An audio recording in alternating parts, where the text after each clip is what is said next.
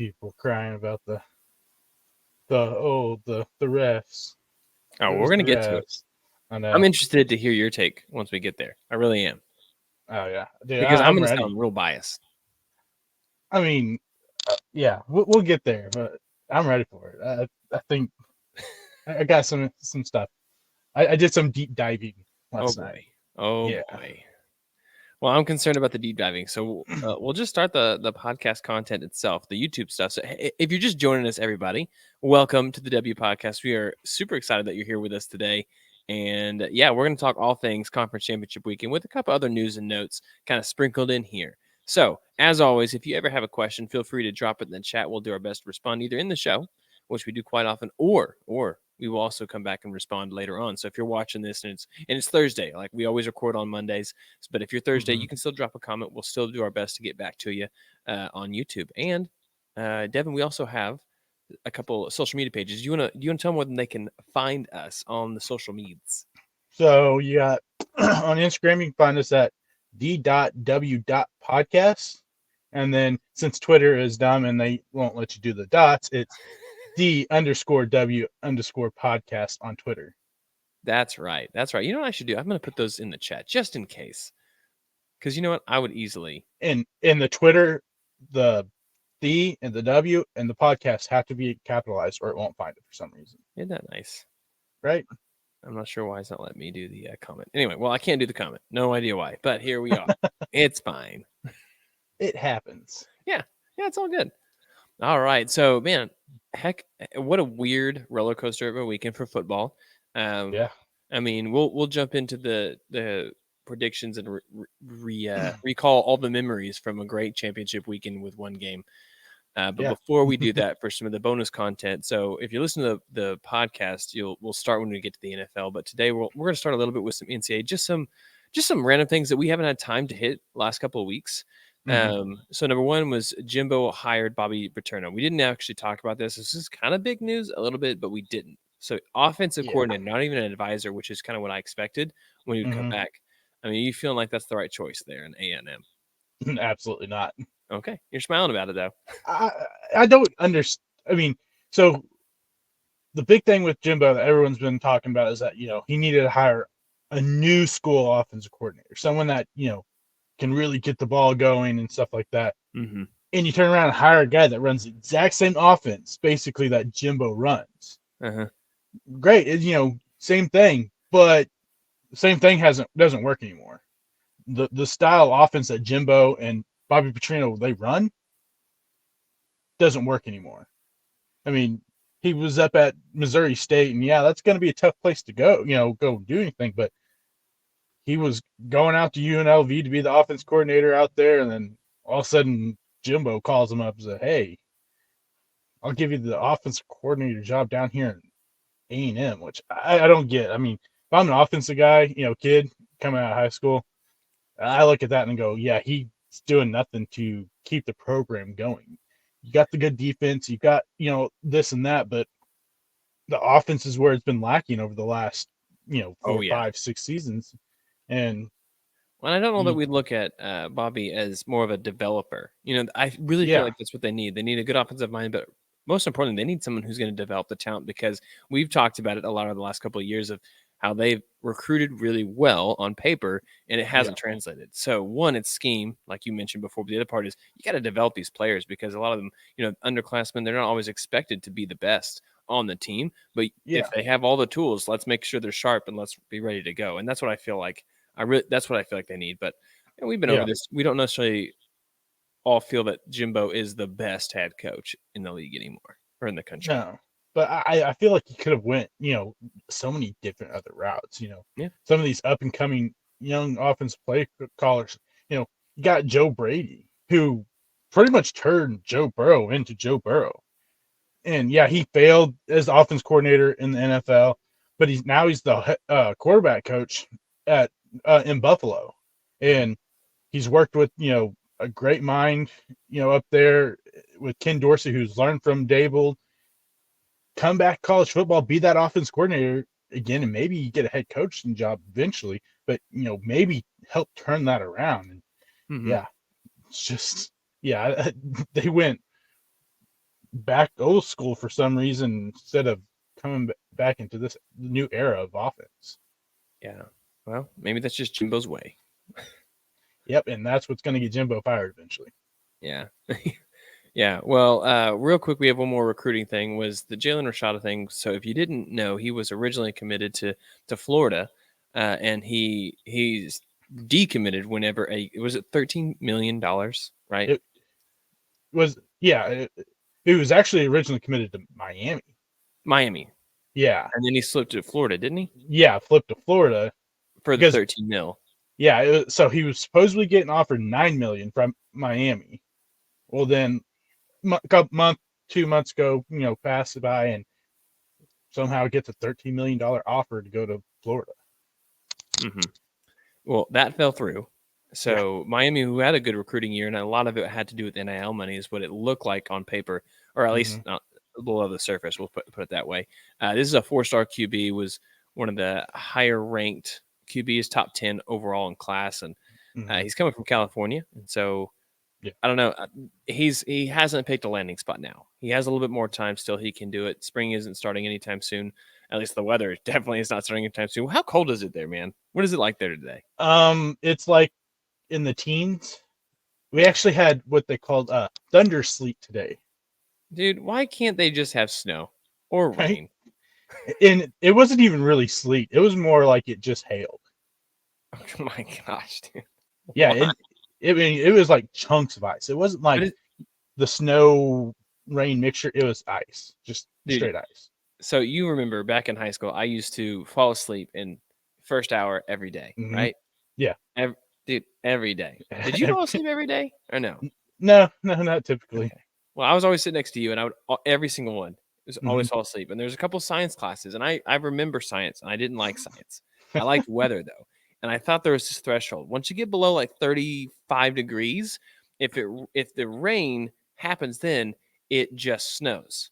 Now it's 36 to maybe 38 or 34 in that range. Oh, it could be sleet or freezing rain. All right, I'm cool with that. Good. If it's above that, it's raining. Again, all on board. Somehow in Oklahoma, they figured out the chemistry behind it's like you said, 14 degrees outside or whatever. And then they're like, we're going to have some precipitation. And it's not going to be rain. No, not even sleet. It's going to be hail because that makes sense. Yeah, it's just straight ice. That's all it is. Doesn't make any sense. I know. There's a great video, Joseph. If you don't know Joseph, he was a co-host with us for quite some time. He's a recurring guest every now and then with us now, but he was out shoveling his driveway in some slides. I thought that was pretty good. Slides. I mean, if that dude wasn't from Chicago, I don't know what else would put him a Chicago Bears fan. That's funny. That's funny. Yeah. I thought it was hilarious. So anyway, we got a little bit sidetracked there, but I don't understand how it works. It's like in the teens here, but it's not going to snow. It snowed a couple times last week, but it's not going to snow at all the next week. So it's freezing. Yeah. It's freezing cold here. Yeah, the wind's blowing like crazy. I mean, I'm someone that wears shorts all year round, and it's cold for me to even go outside. That's when you know it's cold. If Tubby's cold to go outside, it's cold. Yeah. So did you wear shorts though? Yes, absolutely. Oh, yeah. He's like, yeah. That's awesome. Yeah. So it is freezing. I forgot how we got on this sidetrack. So Rashada has not picked a landing spot. I don't know how we got to weather, but science. No, I still don't know. I still have no idea how we got there. That's fine. Neither here nor there. Whatever. So Rashada doesn't have a spot. TCU's apparently an unofficial possibility, but I don't know. When people are going for money, I don't really want them I wouldn't want them on my team. Talent is there, but I want heart and I want character. And I'm not saying that he doesn't have that, but right now the driving decision for him has clearly been money. And that doesn't necessarily lend itself to the best college student athlete that you can be out there, in my opinion. And again, this dude could be all world. He could be like the next Jalen Hurts, who was that, right? Yeah. Didn't get NIL money, but he was clearly there and he's a great leader. So I could be wrong. Let's just throw that out there. Yeah. I mean, there is that possibility, but usually when money is the driving factor for you to decide which school you're going to, it's usually a sign of things to come. I mean, I guess if you are going to get offered $13 million right out of high school to go to, a pretty prominent school, you're probably going, okay, I'll go there.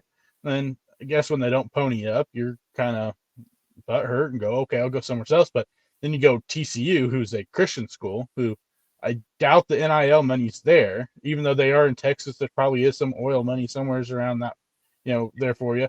And then Arizona State, which I imagine probably doesn't have the biggest NIL selling factor either, and a couple other teams here and there. But yeah, I don't know. That's just like you said. I typically that wouldn't be a guy I want on my team, just because if that's your deciding factor, it's not going somewhere where you can go, oh, NIL money is a big deal, like nowadays in football. But I want to go somewhere where I'm going to be able to develop and then actually get the money, go to college, go to NFL, and that way, development wise, if that's not your biggest main, thing is trying to develop to get to the NFL or compete and be the best, then yeah, I'm out. Yeah. Well, that could be all the program style that you want. A&M, Miami, they've been very adamant. They'll do the NIL thing, whereas you get guys like Nick Saban. He's like, I mean, we'll do that, but man, we're not about that. Georgia, we're not about that. I don't think that's what Dabo and Sweeney's been doing either, and I don't think that's what Brent Venables will be doing. So there's going to be a lot of schools where they're going to have that tension of how far do you lean, and do you lean too hard to where you don't have any guys and you just get those 3-star recruits at best, or how do you balance that really well to get all of them? Which some of them have name brand recognition, and so it won't matter. But it's a very new problem. Not problem. It's a very new circumstance in NCAA, and we're just going to figure out this is the first couple of years of it.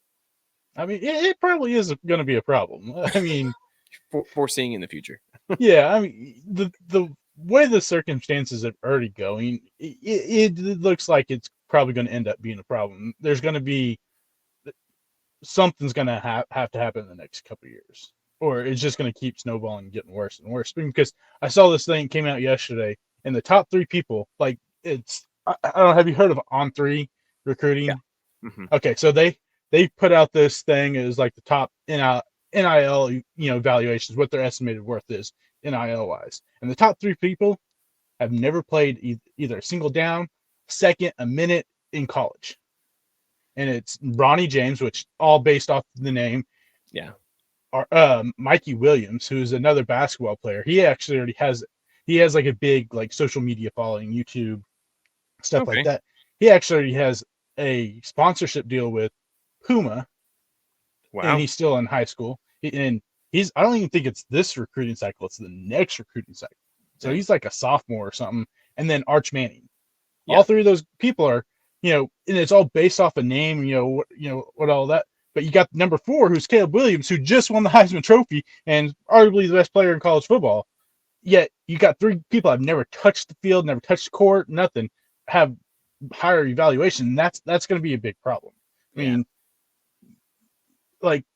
this coach said he tried to talk to Bronny James about maybe coming to school there, and they said he had to call publicists to set up a time to talk to the mom, not even Bronny, the mom, and it had to be on either Tuesday or Thursday. Those were the only days that they would talk. Wow. Okay. Yeah. Well, he's a busy guy. It's crazy. Yeah. I mean, you're a high school kid. Come on now. Yeah. Ridiculous. Well, the last thing before we get into the championship I was going to go over. So we are going to get into the way too early power rankings, if you will, of college football. But I thought, here's my idea. What if we do that during the spring game schedule? Sounds in the middle-ish, the 2nd to 3rd week of April. And then just really rekindle the love for college football. Yeah, sounds pretty good to me. So the other thing is Hall of Fame. So we already had the Veterans Committee already had one Hall of Famer go in, and was it Fred McGriff, right? Yes. Remember the wrong year. Okay, so Fred McGriff is already going to be in the Hall of Fame this year from the Veterans Committee. Now, the actual writers who vote on it, and based off of, hey, they've been out of the league for 5 years, and they're on the ballot, I think, up to 10 years after that, assuming they maintain a minimum percentage on ballots. Scott Rolen, he made the Hall of Fame. So the question was, and I can't believe this is a debate. Again, I am such a homer, apparently, because he was a Cardinal, and he was great with the Cardinals. He was hurt a little bit, but he was great. The dude made the Hall of Fame, and I was like, yeah, makes sense. I mean, as good as he was on both sides of the ball, if you will, in baseball, he did it. I don't understand what the question is. So help me understand if I'm biased. I mean, as a baseball fan, I don't I don't see it. I think that Scott Rolen is a Hall of Famer. And like people are argue, oh, well, I'm trying to remember. Someone threw out a name the other day. I can't remember who it was. And then, Jeff Kent. He's like, oh, Jeff Kent deserves to be in over him. I'm like, they have identical numbers, offensive wise. Kent has like a slightly higher batting average, and that was it. Home runs, RBIs, everything were almost exactly the same. But Scott Rolen was that much better of a defensive player. It's not all about the offensive numbers. And Rolen still had pretty solid offensive numbers. But he was that good on defense. I mean, like our era, time when we were like, mid 2000s, he was arguably the best third base defensive third baseman in baseball. You can't leave someone out and just because offense numbers weren't there. The guy defensive wise was incredible. I mean, the argument I think you could make is for that time period, even when he was with the Phillies beforehand, he was already so good at defense and he was pretty durable. He was a little injury prone a little bit, but at the same time, he played a lot of games consistently, whereas a lot of guys these days don't. From 98 until, 2000, I'm going to say 2005, he was hurt. He only had to play a third of the season, but through 2004 at least, he was, that's a long time. That's like 6-7 seasons where he was consistently one of the best third basemen out there. That's a long time to do it. And then to play it on both sides of the plate. So to me, that just means that he is a Hall of Famer. And I'm so glad that the defense did get him in there as well as that extra nudge. Because, he didn't have 500 home runs. He had 316. He didn't hit 300. He hit 281, which isn't too bad either. Yeah. And some people were – I texted you that name, someone. Yeah, Mark Grace. Some Cubs fans, man, were just made me super frustrated. Yeah, I love Mark Grace. The dude didn't do anything in a power position. He was consistently Tony Gwynn. Tony Gwynn was great. Yeah, he could hit the ball anywhere he wanted to. He knew it was going to be pitched. He didn't hit for power, right? That was always his knock. But he didn't strike out either. So Mark Grace didn't strike out a lot, but he literally played first base, and you have to be able to hit for power. That's one of the biggest and most important things. So there's a huge difference between Mark Grace and you go, oh well, he didn't, Gwynn didn't hit for power, but Gwynn is arguably honestly, I'm not going to say arguably. To me, he has the best hitting eye out of anyone ever in baseball. I mean, there was a time last season in early part of the season where one day the whole MLB struck out more in that one day than he did his final 7 years of his career. Yeah. I mean, that stat right there is just insane to think about. You go, I think it was like 120 something strikeouts or something that day. And to think that in 7 seasons, he only struck out 120 something times is insane. So I'm on the Scott Rolen. I think someone that got snubbed, I think he's Andrew Jones. And I know the final 5 seasons of his career are going to be where everyone goes, oh, okay, he doesn't deserve it. His average is down around the 250 area on base percentage. But honestly, you look at it from, I'll see if I can find this 97 to 2007. The dude absolutely was incredible. Yeah, it was like from age 19 to 30. You look at his offensive numbers, and he probably more than likely in that era may have been using steroids. We don't know. Maybe. I mean, maybe. There's a chance. But the thing is you look at those offensive numbers, and I'll see if I can find it, and maybe we can put it up on one of the social medias or something like that. His numbers, almost every single one of them, were better than Mike Trout's from age 19 to 30. Wow. And it was like really like the only other one, like there's just a few, and it was like, like hundreds of thousands of percents, difference. And the big difference was the overall WAR. Mike Trout was up by like 15 points or something. But the defensive WAR for Andrew Jones compared to Mike Trout was like 50 points difference. Yeah. Well, again, he had 1, 2, 3, 4, 5, 6, 7, 8, 9, I think 10 straight Gold Gloves. Yeah. In that time, it is insane. Yeah, and that's like during that era, during that part of the time, he was the best center fielder in baseball when it came, especially defense. Yeah, Yeah, against one of the best defensive center fields that ever played the game. And that's I'm surprised in that he hasn't made it. And I know, like I said, I know it's going to be those final 5 years of his career. Once he maybe 6, the final season with the Braves. But once he left the Braves and went to the Dodgers, took that massive contract, and then fell on his face. Yeah, everyone was like, "Oh, Andrew Jones, he wasn't any good. He was, never good." But those first, 10 years of his career, right there, he should be in the Hall of Fame. I think. I thought he got snubbed, and I think he should be in the Hall of Fame. No, I agree, and I think he'll get there with the Veterans Committee. The same thing with Jim Edmonds. I think he'll get in eventually with the Veterans Committee. My biggest thing on those is this is why war honestly kind of sucks, is because a lot of times it feels like some of these writers who have never seen these guys play, not watched them, because there's so much that happens between those foul lines that numbers aren't going to show. Numbers are not going to relate the value that they brought. And Jim Edmonds, Andrew Jones, Scott Rolen, these guys, I mean, Todd Helton is one of those that people don't, they keep sliding him. I mean, if you look at him, yes, I understand the Coors Field. I 100% get it. The dude still produced. He was a 3-time Gold Glover. At first base, he's not doing it against, a bunch of slouches. He was playing it at a time period when you had Albert Pujols was a Gold Glove candidate guy. You had Derek Lee, who was really good at defense with the Cubs. I mean, you had Lance Berkman, who at that point was actually probably playing more outfield than he was first base. But I'm just saying, like, there was a lot of talent, and he was winning. So he's a solid player out there and consistently doing well up until he started to get injured toward the end of his career. But again, I think sometimes people just say, well, the last 7 years they weren't good. Yeah, but they played 17 years, and for the first 10, they were the best at their position. That's a Hall of Famer. That tells a story. Yeah, I mean, I guarantee you take those first 10 years, anyone, especially like Andrew Jones or, Todd Helton, these players, most players would take that in a heartbeat and go, yeah, I had a great career.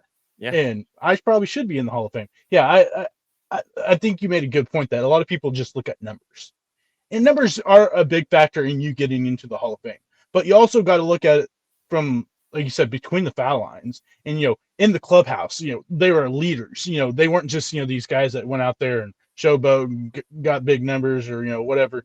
They were clubhouse guys. And the argument about Helton being in course, I mean, Larry Walker spent a good part of his career in course, and he's in the Hall of Fame. I mean, I'm sure the numbers aren't quite the same, but still, I mean, you can't use that as an argument if you're going to put Larry Walker in the Hall of Fame and keep Todd Helton out because it was Coors Field. I mean, that argument doesn't work. Yeah. Well, I'm going to be honest, though. I'm going to be furious in 5 years if we're not talking about Yadier Molina being a first ballot Hall of Famer. I think it. Yeah, I'd say there should be a lot of people. But I also heard this argument, and everyone's like, oh, they're just putting anyone in the Hall of Fame. Well, if that's what? No. These last how many years have been, some of the worst voting?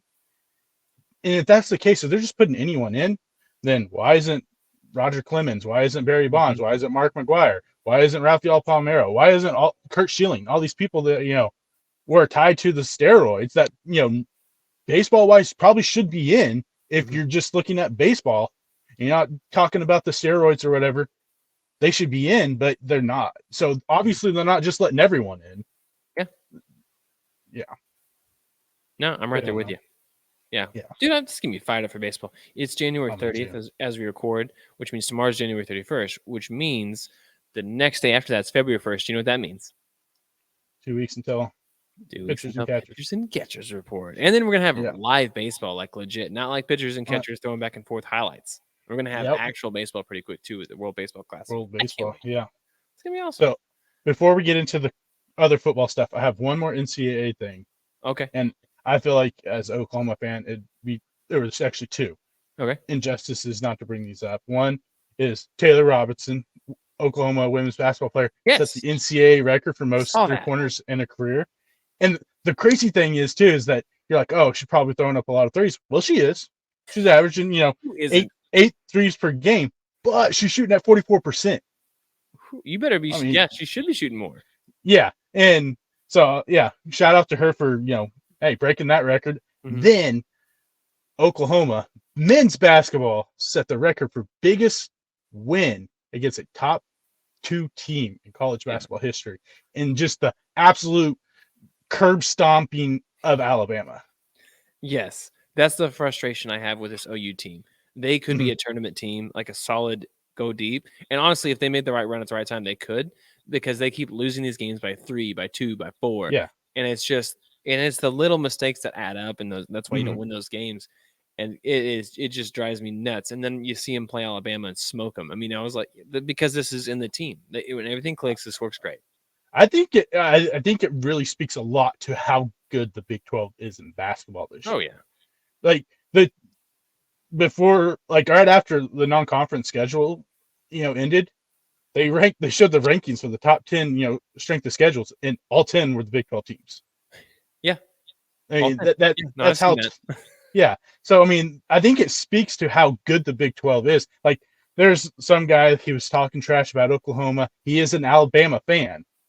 One of my card friends, and he's like, "Oh, I took Kansas points just because Oklahoma sucks at basketball." And I was like, "You think so?" I mean, Oklahoma almost beat Kansas. They should have probably beat Kansas. They just imploded at the end. Exactly. But I was like, dude, I don't know if you're looking at, right.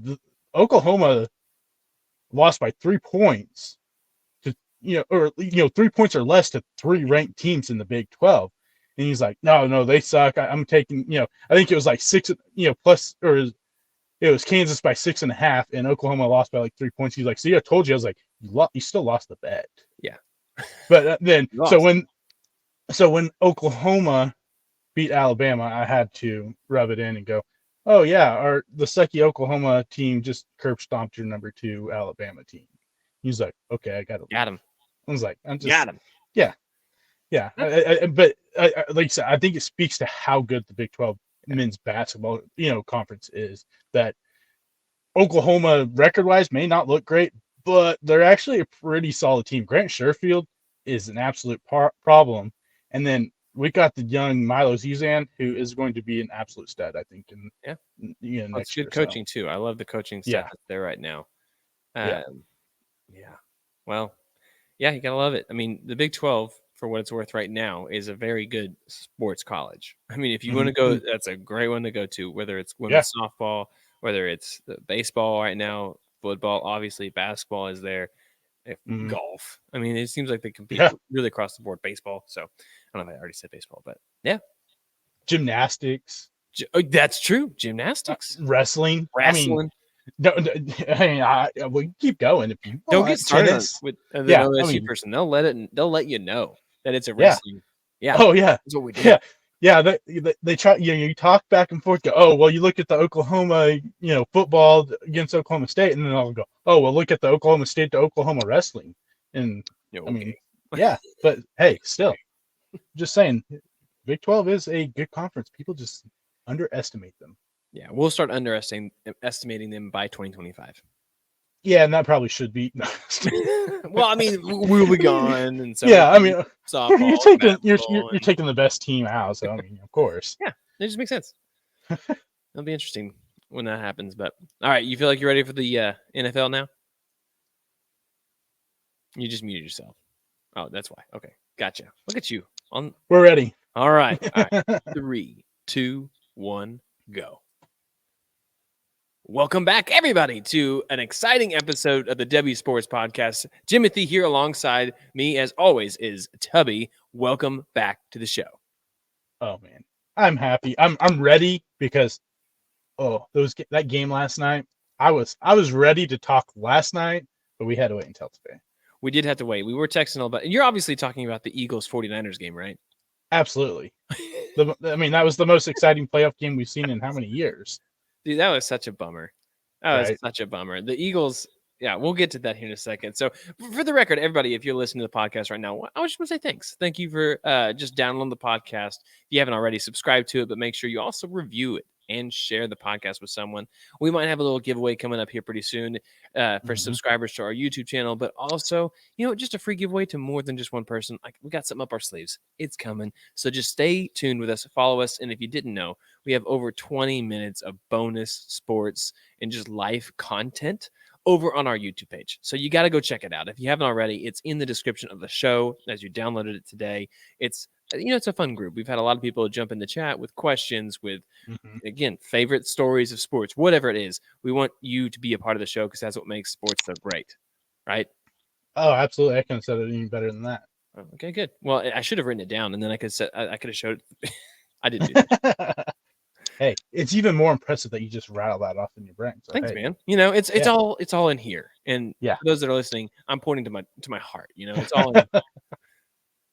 Anyway, all right. Let's start with the first game because one, it was first, and then the second one. I mean, there's not quite as much to talk about. I think there's a theme that I think nobody is thinking of because one, this was the early game. So before I jump in, tell me, what were your initial thoughts when it came to this game?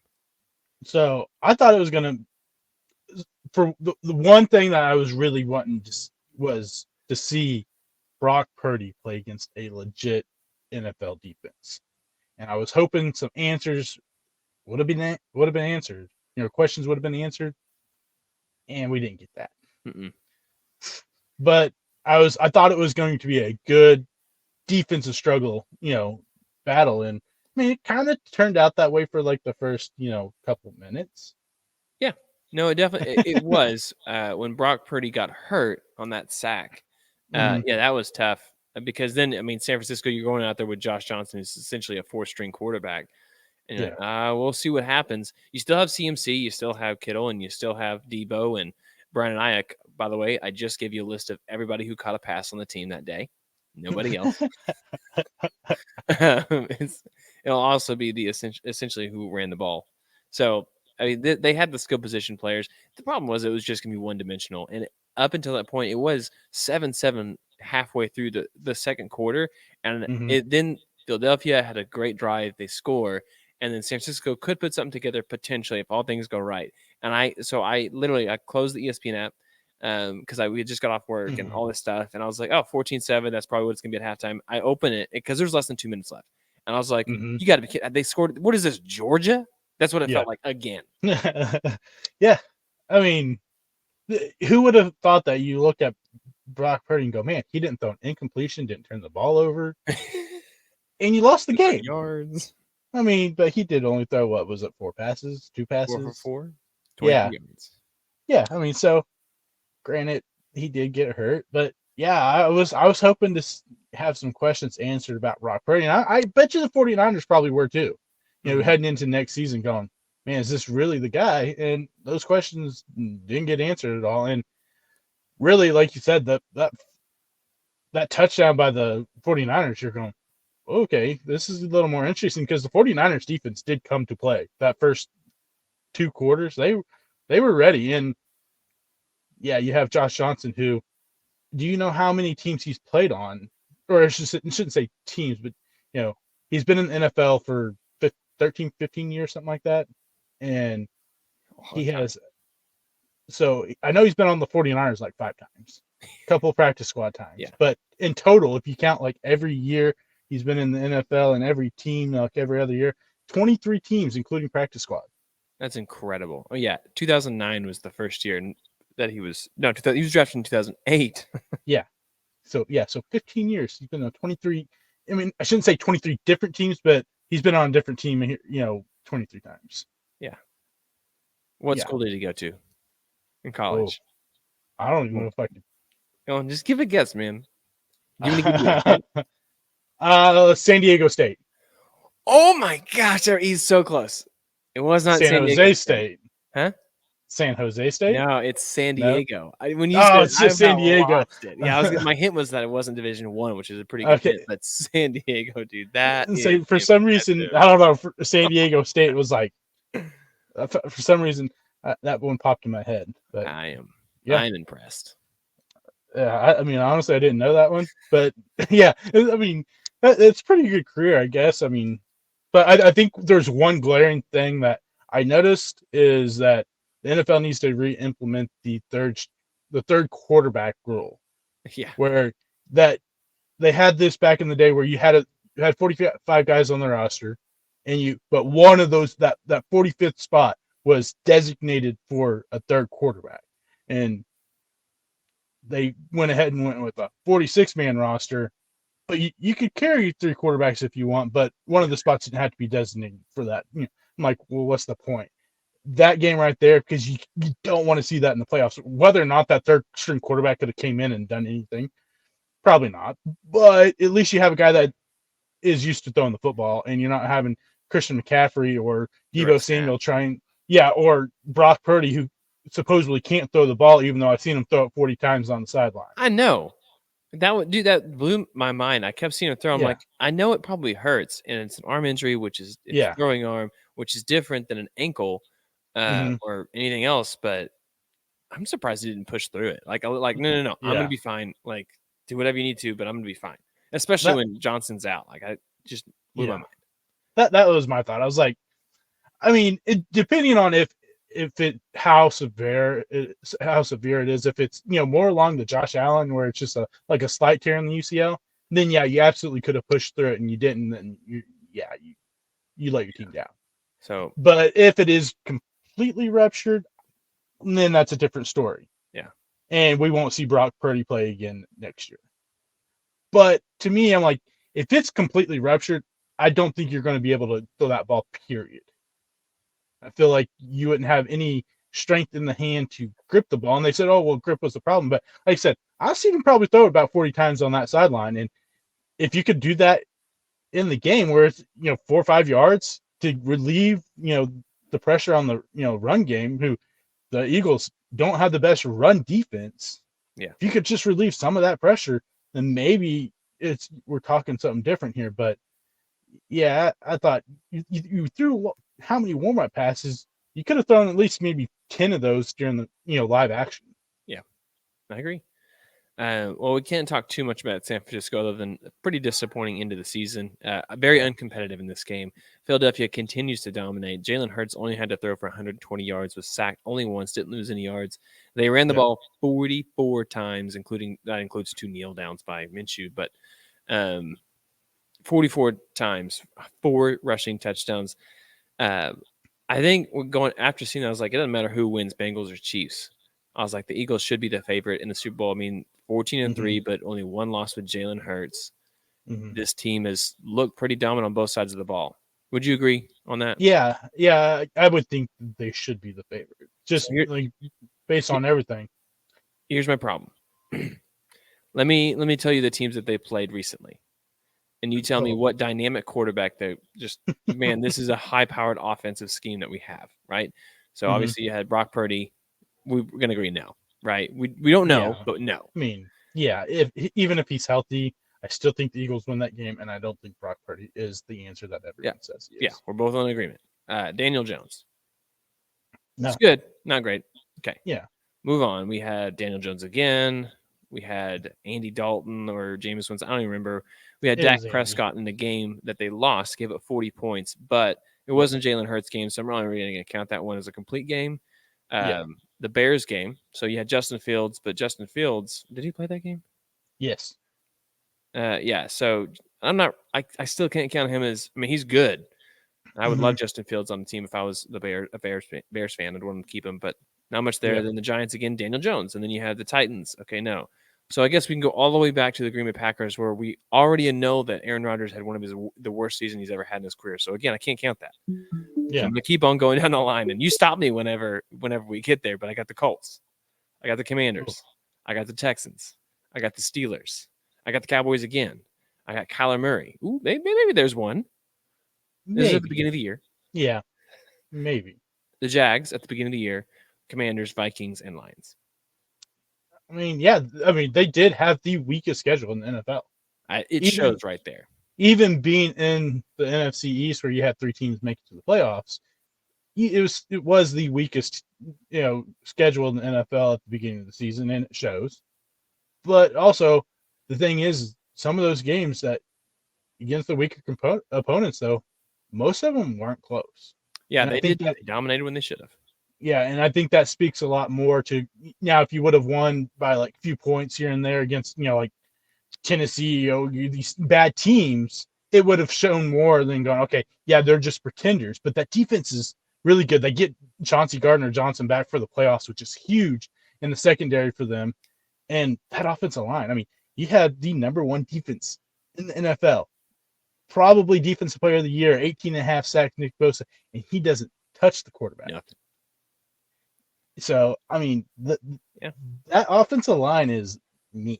69 to 14 is what they've outscored their opponents in the playoffs. Yeah, I mean, and that's only 2 games. I know. Only 2 games, not a 3.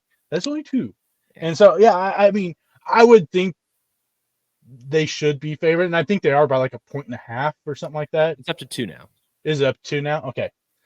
So, I mean, but like you said, they haven't played anyone like Patrick Mahomes this year. Yeah. Well, the Chiefs. I mean, there isn't anyone like Patrick Mahomes. There is. That's exactly right. There's no one like Patrick Mahomes. And before we jump to the Chiefs, is there any other thoughts you had on this Eagles game? I mean, besides the fact that they play incredible defense, it almost suffocates you. It's hard to really make this a good comp because, again, no quarterback, really no quarterback most of this game. Mm-hmm. But they run the ball so effectively. They will drain a defense's energy level. You have to be ready. I mean, that offensive line, I think the most impressive thing to me is I like how they were showing those down the line shots of the first or the 4th and 1s or whatever, where those guys like Travis or Jason Kelce and them, their helmets are literally almost on the turf. That they know the point of leverage, and it's just like almost like a rugby, scrum where you just see the whole line just move back. Yeah. It's just impressive to watch, and like I said, literally their helmets are like that close to the freaking turf. Mm-hmm. But it's a very good team. Yeah, and I hope it's a very good Super Bowl. Mm-hmm. So both teams are 14-3, and we'll get to that here in a second. So the biggest issue I think the Chiefs are going to have is they have a lot of injuries right now, including Patrick Mahomes. They get 2 weeks really to kind of heal up and get ready. But I don't know. Did you see some of those receivers that the Chiefs were throwing out there? And anytime Sky Moore gets the ball, I think we all hold our breath in Kansas City. Like, oh God, is this the time where he fumbles again? Yeah, when you're leaning on MVS to actually catch the football. I know, and he did. Yeah, I know. That's what I was like. Yeah, dude had career game, and they had to throw it to him, and luckily he caught it because his career, reception percentage not good. It's not good, and he showed up big time because even Kelce played through this game with a really bad back, apparently. Yeah. But L'Jarius Sneed went down, Willie Gay went down, Juju Smith-Schuster went down, Kadarius Toney. Oh yeah, that makes sense. He's always hurt, but he did get hurt again. Yeah. So Mecole Hardman. Oh, Mecole Hardman did too. Yeah. Man, it's Isaiah Pacheco at one point was down. He did come back and play. Yeah. So, anyway, we'll jump in real quick. I know you have some news and some information you want to go over on this game, so we'll start with that. So, okay, we all know what the biggest thing everyone's saying was the outcome of this game was the refs, and it's just not true. Okay, So most of the penalties they called were correct. They were penalties. Like the final play, anyone wants to argue that he wasn't out of bounds is absolutely wrong. Go back, watch it. He was literally two yards out. And Joe Burrow does it the other side. They definitely would call too. Like absolutely. Yeah. Bad mistake by Joseph Asai. Young Texas. Kid. Yeah, Texas. But I mean, I feel bad for the kid because even afterwards, like, did you see Jermaine Pratt going into the tunnel? Mm-mm. Oh, he's like yelling, this is the last time he's playing here. He cost us this game. He should. Why are you touching the quarterback out of bounds? And, I'm like, dude, that's your teammate. I don't care how mad, how upset you are, but you're doing that in front of cameras. That looks bad on you. But anyways, Zach Taylor's response was just 10 out of 10. High respect, great response. You really he was such a cool guy in that interview. Yeah, I mean, absolutely. Did you hear that in the announcer? They were like all just up in business of Joe Burrow and Taylor. And like at one point they go, he's such a cool guy. And we were like, wait, what? So anyway, but he really. But I mean, I had an issue with the intentional grounding. I thought that was a bad call. That was because a good call. Are you kidding? P. Ryan was literally like 2 yards from the ball. Come on. That ball. That wasn't the first time Burrow did that, I think 3 or 4 times in the game. And that's the only time that one, and the other times the running back was within 2 yards. This one, Pirine took off to the left, and then he cuts right back and right. Burrow doesn't even attempt to get it even close to the line of scrimmage. He throws it right in the dirt. That's intentional. So you don't call intentional grounding when they throw 15 yards into the stands, do you? If you're out of the pocket, he wasn't out of the pocket. No, I've seen plenty of quarterbacks throw the ball from inside the pocket and just throw it 15 yards out of bounds just because. Yeah, but it probably went across the line of scrimmage as well. Like, that's a part of the equation, I would imagine. The ball lands at the receiver's feet. It literally landed. It was like, 3 yards, 4 yards. It was behind the offensive lineman, and he was on the other side. No, it wasn't. That ball was in front of the offensive lineman. I got to look this up. That ball bounced. It was like this. The sky cam view, that ball was maybe 4 yards from Pirine's feet. I'm going to try and find it. I'm going to try. You keep going. You explain it. I mean, that to me was the only play that I saw that I could be upset with. That I thought, okay, that was a bad call. But the whole third down thing, they gave him an extra play. They didn't give him an extra play. There's literally video evidence of the sideline ref running in onto the field before the ball snapped, blowing the whistle to blow the play dead. It's Arrowhead Stadium. It's the loudest stadium. I almost did. How dare you? But it's the loudest stadium in the NFL. Yeah. And you ain't going to be able to hear that whistle. So they played through it, and then they're like, hey, the clock was running. It was an incomplete pass. The clock shouldn't have been running. We got to replay the down because you can't lose 30, 40 seconds in a game like that. Not in the fourth quarter, everything. Fourth quarter, yeah. And so the fact that everyone's, they got, 5 plays to get the first down. And then, the terrible holding call. It was holding. He had a hold of him. Period.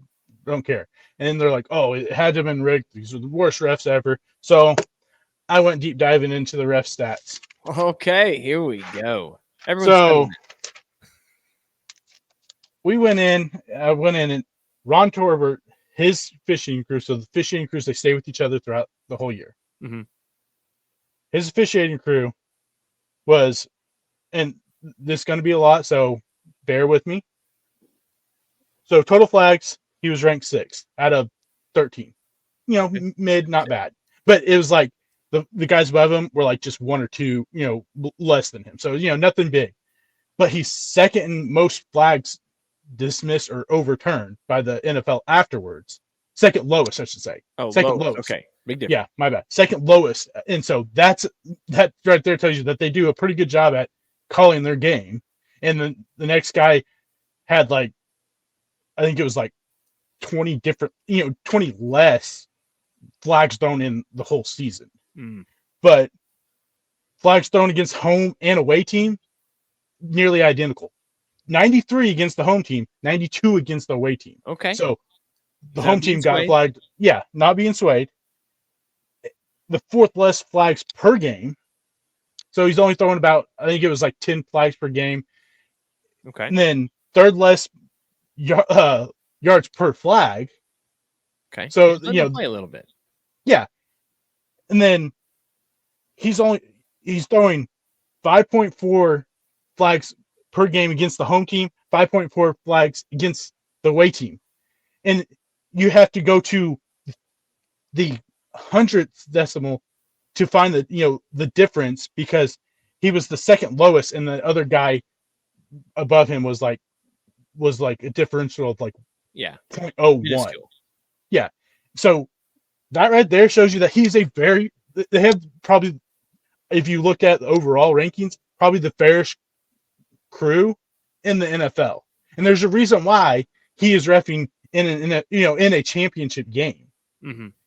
So the fact that people want to point at that, but no one wants to point at Joe Burrow throwing 2 interceptions and only 1 touchdown against the 31st ranked defense in passing touchdowns. Yeah. Or that the offense line gave up 5 sacks and 12 quarterback hits. Yeah.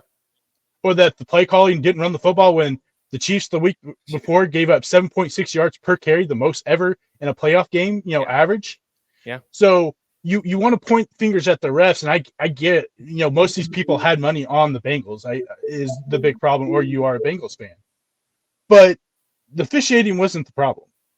Yeah, there's probably some questionable plays, but that's flags, but that's in the NFL game. Yeah, period. It goes so fast and so much is happening.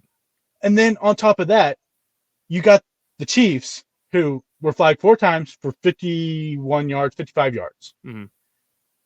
The Bengals, they were flagged for 9 times for 71 yards. But the discrepancy is like the Chiefs were called for bigger plays, and then the average wise, per flag for the Chiefs was way more than it was for the Bengals. Yeah.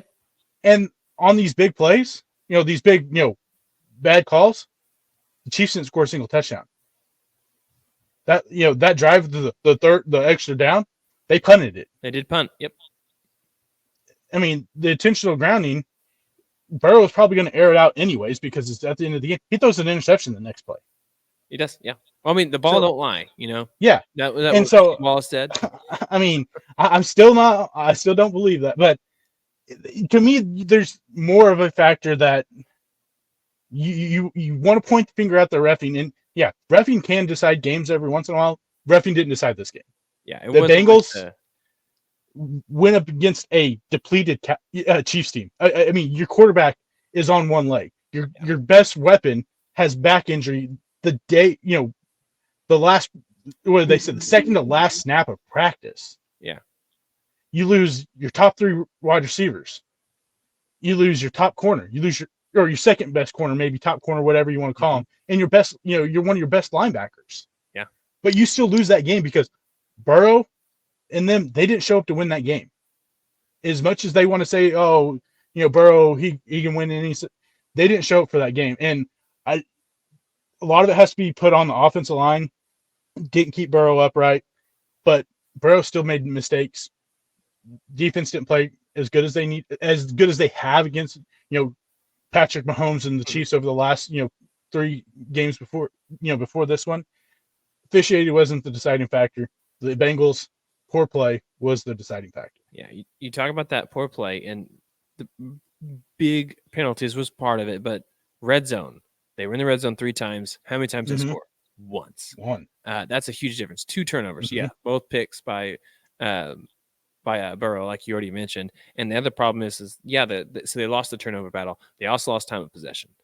For a team that has 2 running backs who showed up and able to run the ball, and against, like you said, a Chiefs defense who struggled last week against the Jags to stop their run. This week, 17 rushes for 71 yards. That's not bad.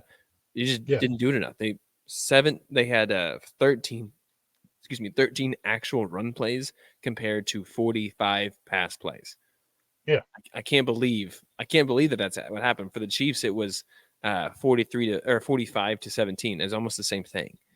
And then it's like, okay, well, who wins? Well, I mean, to me, it's like, well, who's the better quarterback? We're the better defense, like little things like that. I was shocked at how poorly the Chiefs running game was. I think it would have been a little different. That was the Pacheco touchdown that was called back. Like that obviously was shown different on the stat sheet. Jerick McKinnon every time he touched the ball was tackle down. So I don't know. I was surprised at how ineffective both teams were. I mean, Ronald Jones got a carry in this game. Yeah, it was like a 4th and 1 or something like that. Yeah, it was like a short run. Yeah, off the left side. Yeah, I was like, who's that? I was like, oh, it must be Ronald Jones out of nowhere. Kind of like, what was it, week 18, week 17 when he got a rushing touchdown or something like that out of the blue. You're like, what is Ronald Jones doing in the game, running the ball in the goal line? Yeah. What is Marcus Kemp doing in? Yeah, right? Marcus Kemp. Great. Our old fan, Jordy Fortson, was out there. I know. Yeah. Go I mean, yeah, so those factors, the Bengals, they should have won that game. I mean, you got a hobbled Mahomes. You got a bad back, with Kelsey.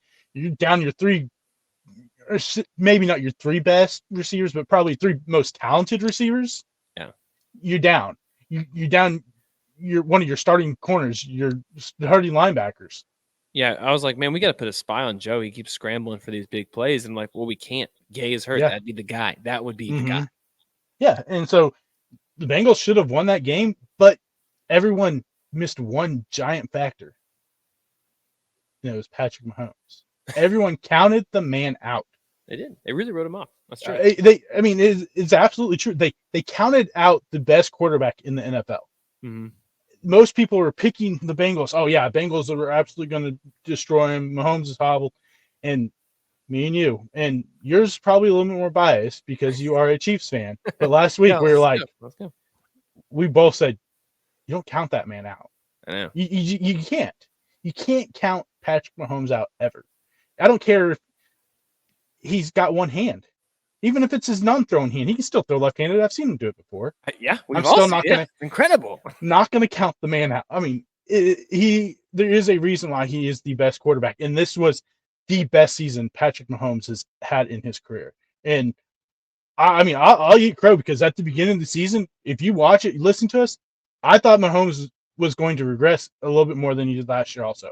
And I was absolutely wrong. I thought losing Tyreek Hill was going to be a big factor, and I didn't know if they would have enough to quite push him to the playoffs. Yeah, or not to the playoffs, to the Super Bowl. Yeah. I thought that, and dude, this was supposed to be a gap year for the Chiefs. You're like, hey, we're gonna hopefully win the division, win a playoff game or two, but we know we're not set up to win. We know that this is the year that next year we restructure, new contracts, whatever it is, and we go run.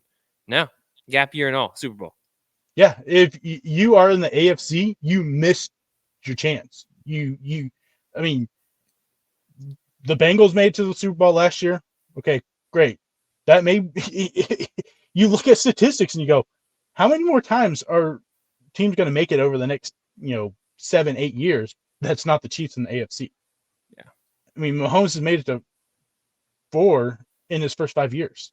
He's made it to 5 consecutive AFC championship games, which is just stupid. And I hope as a Chiefs fan, we never take it for granted. Oh, absolutely. You can't. I mean, there is a reason why he is the best. Best player in the NFL. With Aaron Donald dropping off, I think it's safe to say he is the best player in the NFL, and it's not close. Yeah. This was supposed to be the Bills' chance this year to, maybe throw a wrench into it and maybe subside the momentum that the Chiefs have had over the last 4 years. And they weren't able to do it. They couldn't get past the Bengals this year in the divisional round. So yeah, I don't, if you're in the AFC, you're shaking in your boots because it's Patrick Mahomes, and this was supposed to be a down year for them, and it was the best season Patrick Mahomes has had with guys with Juju Smith-Schuster as your starting, your number one wide receiver. Yeah. And we all know Juju's not a number one wide receiver. Yeah. No, he's definitely not. But that's the thing. Patrick Mahomes just spreads the ball. So, anybody, how many people had a catch on this game? Noah Gray, Juju, Kadarius Toney, Mecole Hardman. That's 4. Sky Moore, Marcus Kemp, Jerick McKinnon. I think that makes 8, 7, 8. I think 10 guys had catches. Yeah. I mean, it just shows that he has upped his game, and the play calling, whether it's they were able to evolve the offense to where before you're taking a lot of shots downfield because you have Tyreek Hill, you have the fastest man in football, streaking down the field. Most of the time you can throw it up, he's going to run under it. Well, you don't have that guy. I mean, Mecole Hardman is fast, but he doesn't run. Yeah, he doesn't run like Tyreek Hill. Yeah. So they went to these, it's kind of the new thing in the NFL where it's these shorter, get the ball out quick and move the ball. And Travis Kelce, that's like perfect for him because no one can guard him. He is unguardable. Even with a bad back, he still had 7 catches for 71 yards and a touchdown. And that one touchdown too by Patrick Mahomes, where he's surrounded and he jumps up off that foot and just lasers it to MVS. I was like, that was the play. Yeah. I mean, bad ankle and all. The man makes that throw. I'd throw that no other quarterback I don't think can make in the NFL. Even you got guys with like Justin Herbert and Josh Allen with that arm, they don't have that accuracy that Mahomes has to put that ball on him, jumping off a bad ankle, to top it all off and fitting it in that window. I think, it's not just Chiefs fans that can't take Patrick Mahomes for granted. It's NFL fans. You may be mad that he's winning all the time, but we're watching one of it's going to go down as one of the greatest players to play in the NFL. What was it? The line was it Al Michaels said at the Masters, "You were watching greatness unfold." Yeah, that's what it makes me think of when you said that. It's like you were watching greatness. It's what it is. I mean, you can't take it for granted. Granted, you may not want to see the guy win all the time. It's going to happen. I get it. I hate Tom Brady. I get it. Yeah, it makes sense. I mean, there's a lot of people that don't like Joe Burrow, and it's only been 2 years of him winning. Dude. This is, Patrick Mahomes' 5th year. I know. And go ahead. Sorry. And he's unstoppable. He's just unstoppable. Yeah, he was stoppable in the Super Bowl last time he was in it. That team was that offensive line. That offensive line was absolutely you remember awful. That TikTok video where I think he's like it's the dude doing a flip backwards and he's throwing it and he kept hitting Tyreek Hill in the face and like he would oh man, that was one of the funniest videos. The guy completed a pass horizontal to the freaking field. It's touchdown dropped. Yeah. And how many passes did he have dropped in that game? That offensive line was so bad, and that's why they went out and revamped that offensive line. Oh, it's because of that Super Bowl. One of my favorite additions was Creed Humphrey. Oh yeah, because he did the same thing at OU when he came in as a freshman. I was like, man, this dude knows how to play. And then with OU development, he kind of didn't. He peaked quick. He didn't get developed as much. But man, that dude could play football, and he loves playing football. So love Creed. Yeah, Packers swung and a miss on that one. Yeah, it happened. Draft Josh Meyer. Come on now. Yeah. So who's closer to be the next Tom Brady villain of the NFL, Burrow or Patrick Mahomes? See, to me, I think. Oh, I don't know. They're both very likable because Tom Brady hit that first 3 years of his career, 4 years, he was likable, and then all of a sudden he wasn't.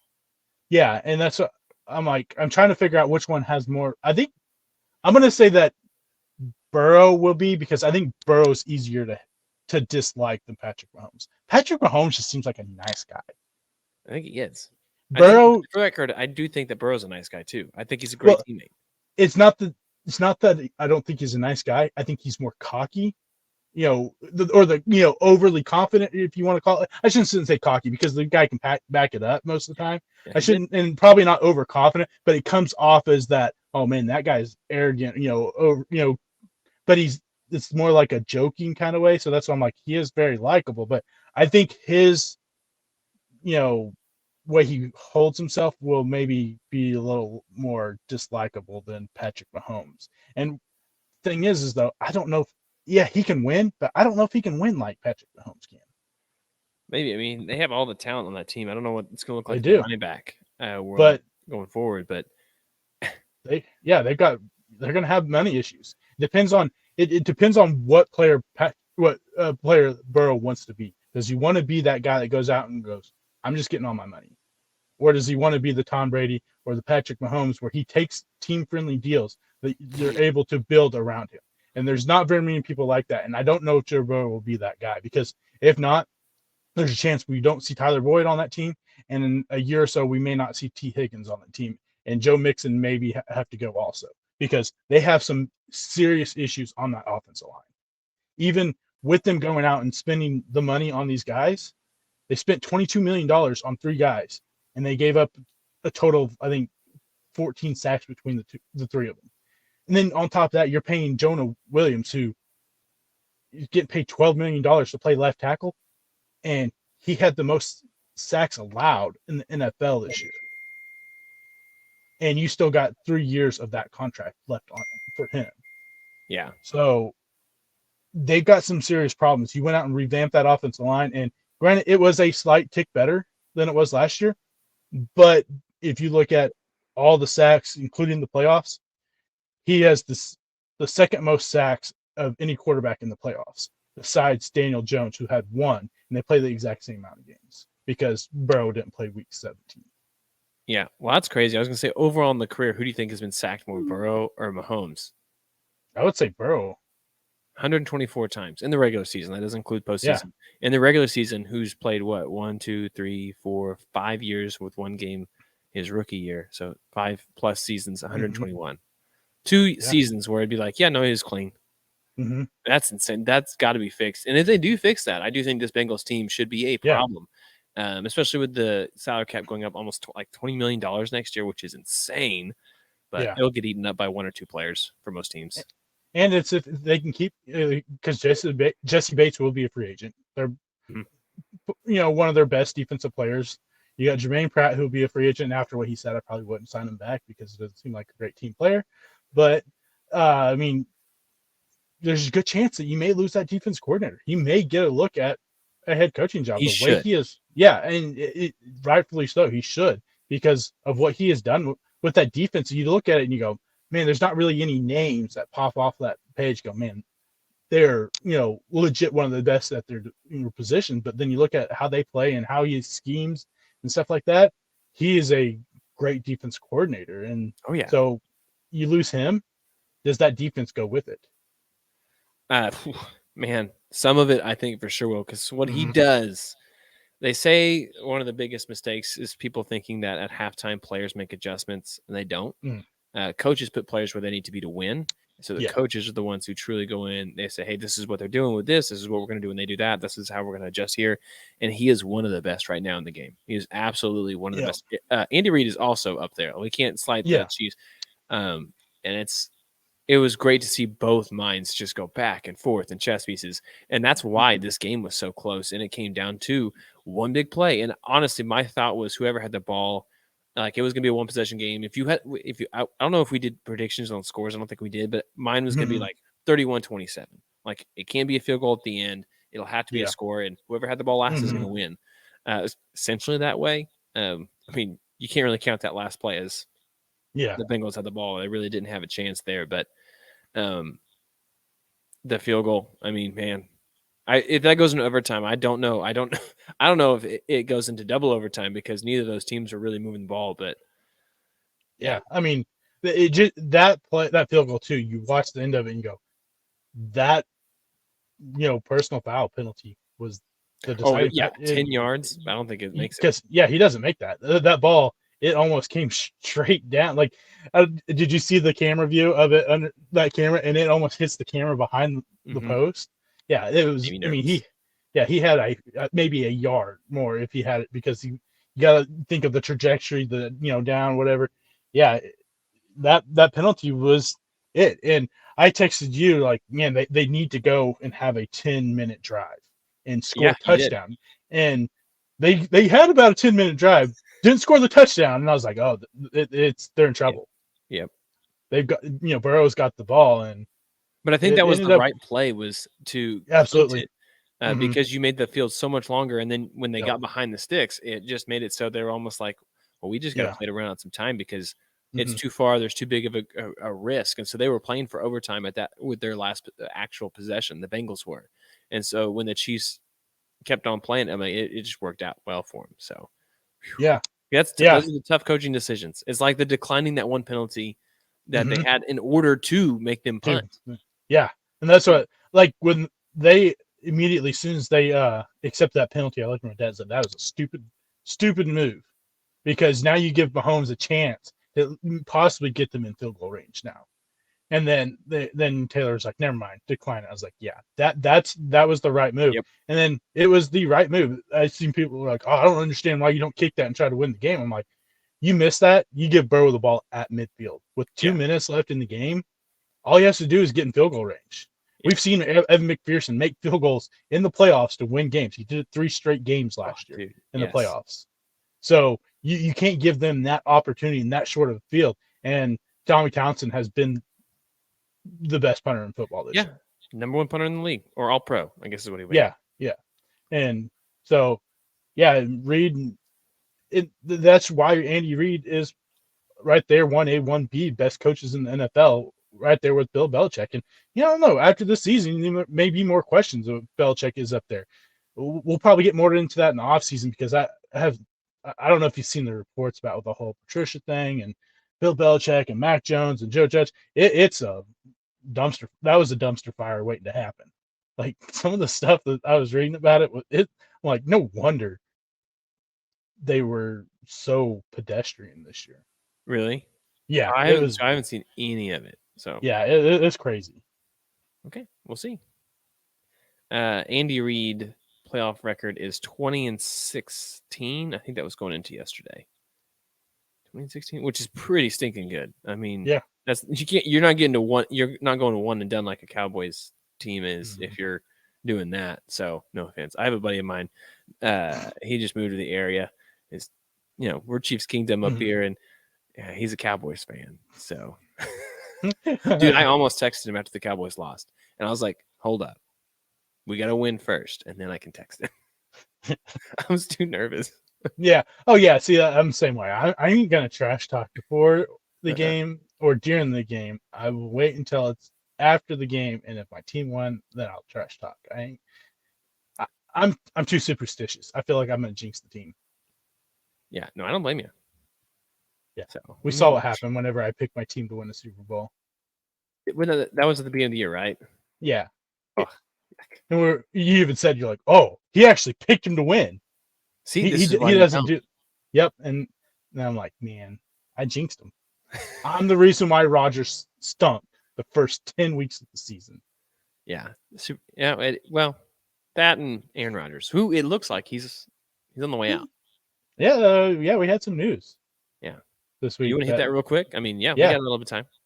Might as well hit it real quick. I mean, there's some news that point to the possibility of him going to the Jets even more. Yeah. I mean, who else did that as a Packer? Why is he trying to be Brett Favre so much? He knows it didn't work. I mean, like, if it happens, it's going to be like the most like eerie thing ever, because the final 6 passes of his the final 6 passes of his Packers career are the exact same sequence as the Brett Favre. Then goes to the Jets and has like a mediocre first year. Then they trade him after that. But Nathaniel Hackett, I mean, it depends on the Nathaniel Hackett they get. If they get the Nathaniel Hackett that was offense coordinator for the Jacksonville Jaguars or the Buffalo Bills, they're in trouble. They get the offense coordinator that was the offense coordinator in Green Bay, they'll have some success if they can get the right guy to be the quarterback. And we'll see. The relationship that Nathaniel Hackett and Aaron Rodgers has is a very tight one, because there was a chance that Aaron Rodgers was going to be the quarterback for the Broncos and not Russell Wilson. Well, Rodgers decides he wants to stay, so okay.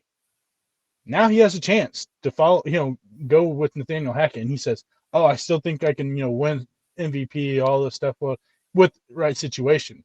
Well, honestly, I don't know if that situation is Green Bay. Yeah, but there's one big thing that hits, gets me. They may be able to, withstand it with as good as their defense is.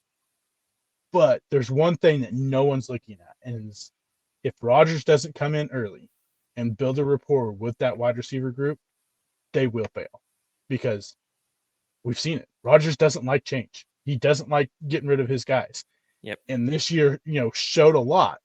I mean, he had him trade for a washed-up Randall Cobb 2 years ago. They kept Alan Lazard. Yeah. Kept Robert Tonyan, guys that probably shouldn't be on the team still, and keep on bringing them in because they knew Rodgers wanted him.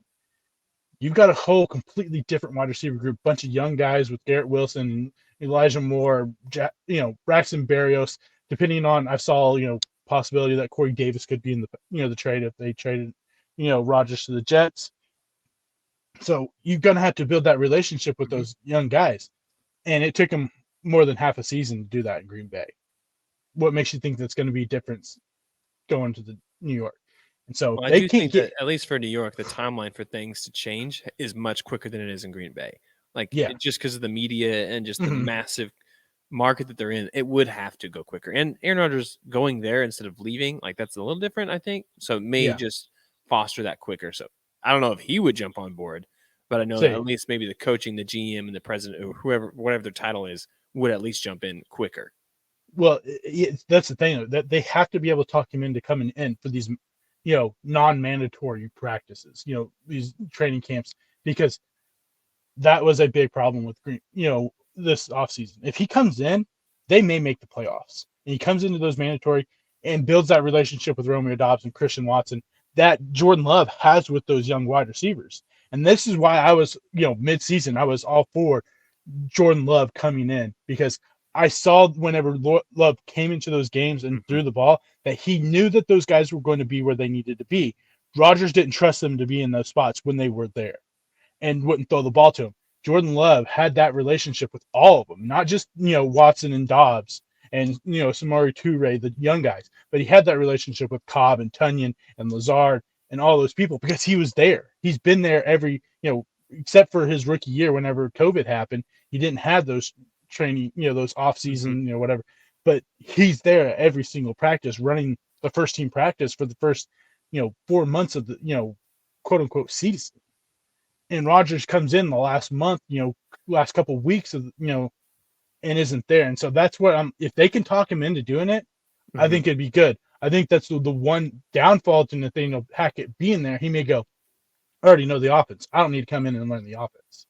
And that would be a catastrophic thing for you need Jets. Reps, and you need timing, and you need relationship built to know what direction they're going to go on an option route, to know where they're going to be in the zone, so they know where you want them to be in the zone, or which shoulder you're going to throw it to, with the back shoulder or front shoulder, whether the man-to-man coverage or silent, all these little things. The only way to get that is practice. Yeah, and the young receivers we're talking about, or it wasn't a young receiver, it was actually a tight end that was on the team a couple years ago, Dominic Daphne. He was talking the other day. He said, the amount of hand signals that Aaron Rodgers has that you have to learn, he said, is insane. He said after practices, he said, I would have to sit down and you can tell Rodgers was getting irritated, him trying to teach him those hand signals. Okay, this hand signal means this one, but if I do this one plus this one, it means that. He's like, he said, granted, I still know them. Yeah. He's like, granted, I still know them now. He said, but those first 6-7 weeks with Aaron Rodgers, he said, there's a reason that's the reason he doesn't like the young receivers. It takes him a while to understand, what he's wanting out of them. And I think that could be a problem.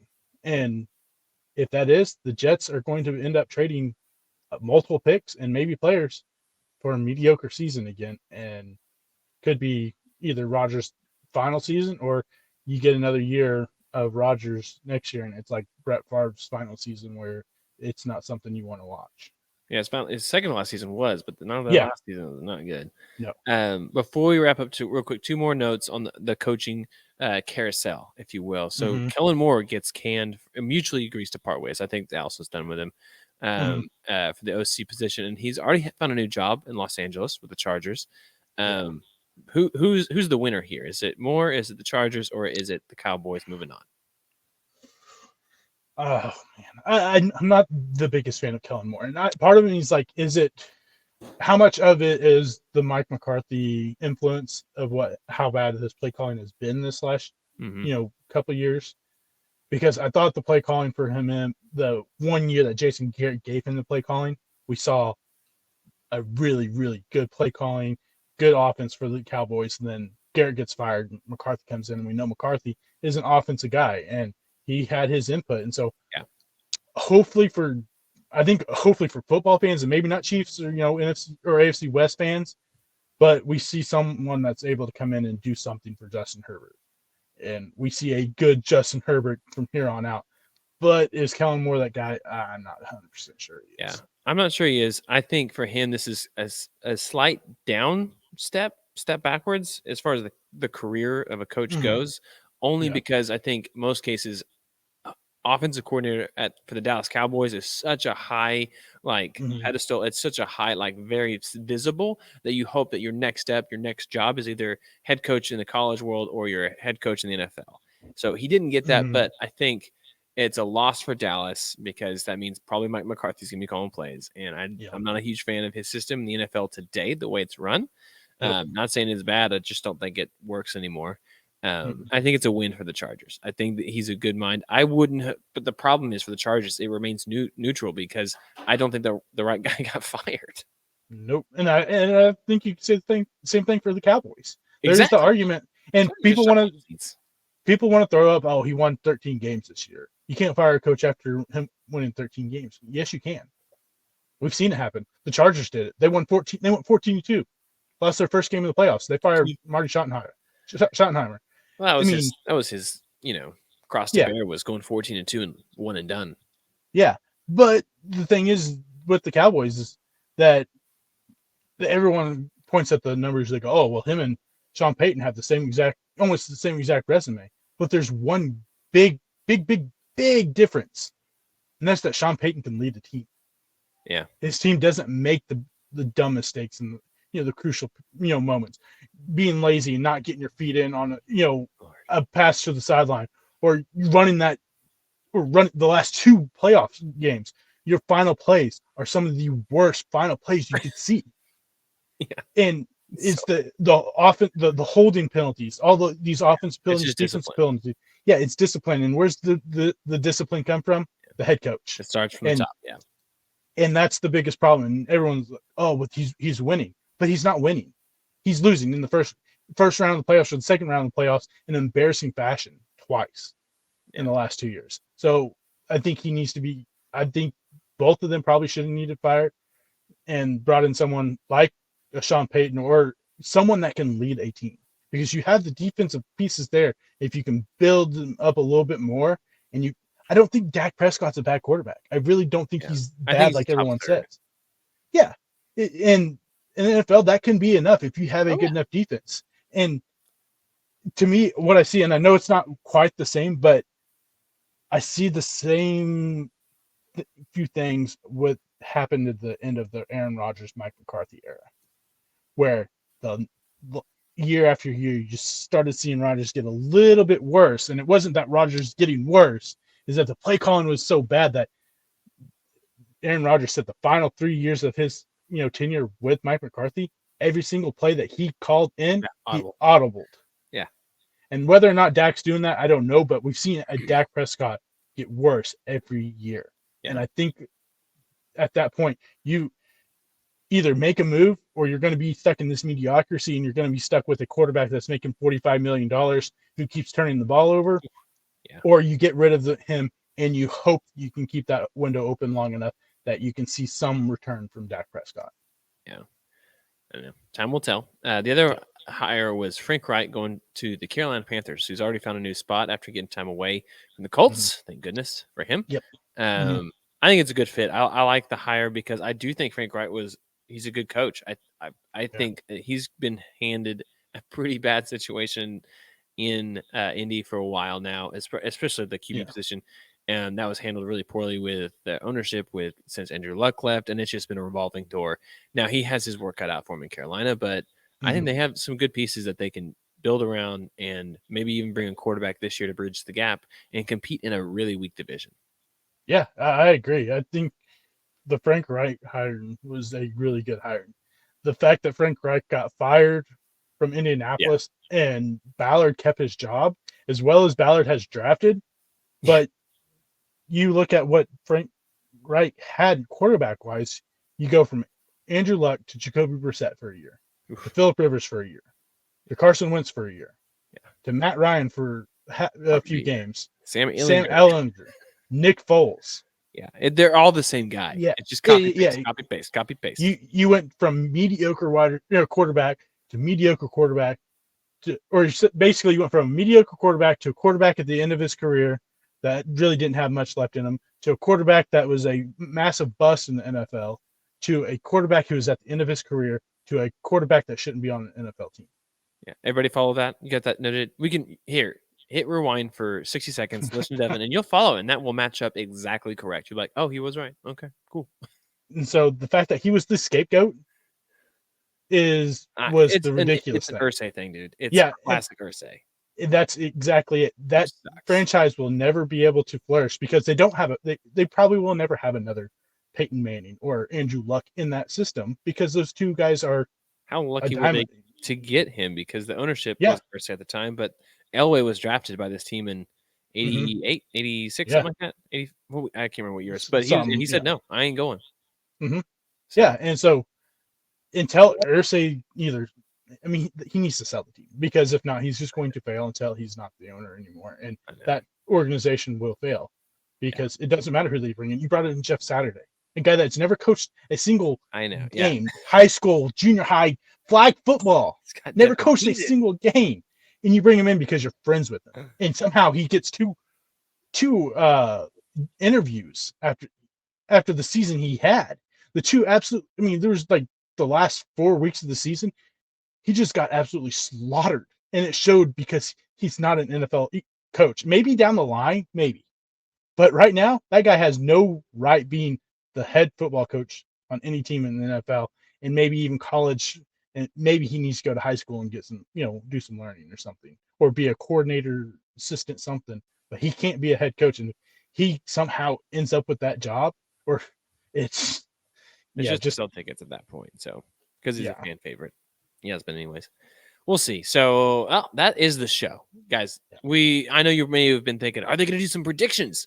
No, that'll be on next week's episode. We're going to break down not only the game itself, our predictions, but we'll also probably split it up a little bit for offense versus defense for just little things. We're going to break it down. It's going to be a lot of fun, but stay tuned with us. And if you haven't already, go find us on YouTube. You definitely want to follow us. You can join in the chat. You can just be a part of the conversation. But not only that, we're going to have a subscriber goal. Once we reach that goal, we'll talk about that next week because I forgot to put it in the notes this week. My bad. But we'll put that in the notes so you all know about it and so you can tell people about it. And then we'll have an entry to see who will win a signed something, right? Yes. A signed something of someone that plays in a professional league. Okay. And then we got some other free stuff that we can send out your way. So just support. We appreciate it. Subscribe, share it with someone else. But till then, we will see y'all next week. See ya.